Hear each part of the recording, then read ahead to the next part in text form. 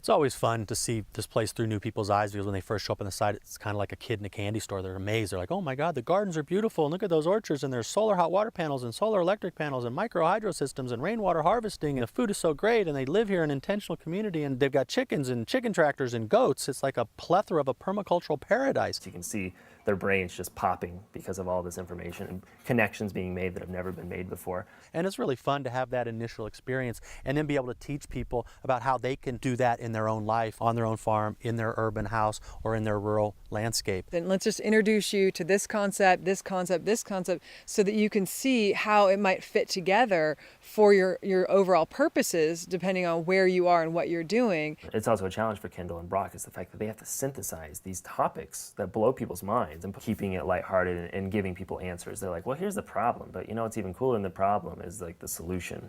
Climate change, peak oil, economic collapse. Do you want to go down that path? Great.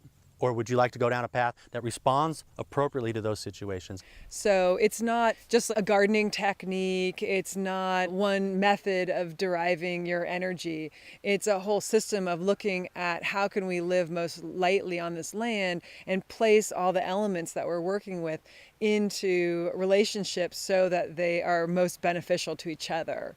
So it includes water harvesting or water purification. It also includes transportation alternatives. It includes economy and local currency. It includes decision-making, consensus-based processes, or other methods that value everybody as stakeholders in the circle. The connection between the theoretical and the practical, and the fact that like we learned about the charts and the diagrams and the numbers and all of the social aspects behind it, and then we actually went and did it.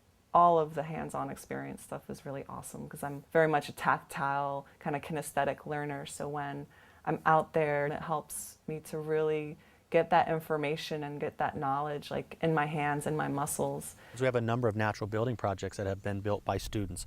Cob benches, there's timber frame structures from the past, straw bale, using materials that have a lower embodied energy and have more natural products. There's a great sense of satisfaction when you think, you know, wow, I can live the same wonderful life that I always have been living using 1/3 the water and half the energy. The gray water was one of my absolute favorites. I was just blown away because I thought gray water was so complicated. It's very empowering to someone like me who's just, really has no formal knowledge in gray water or flowing water systems.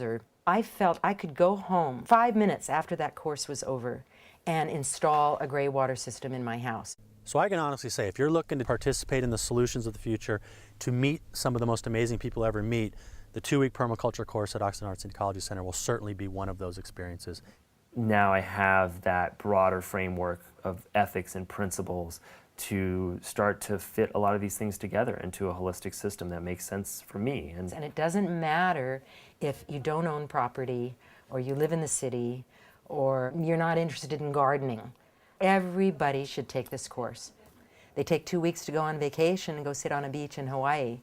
They got 2 weeks to come to this and their lives will be changed for it.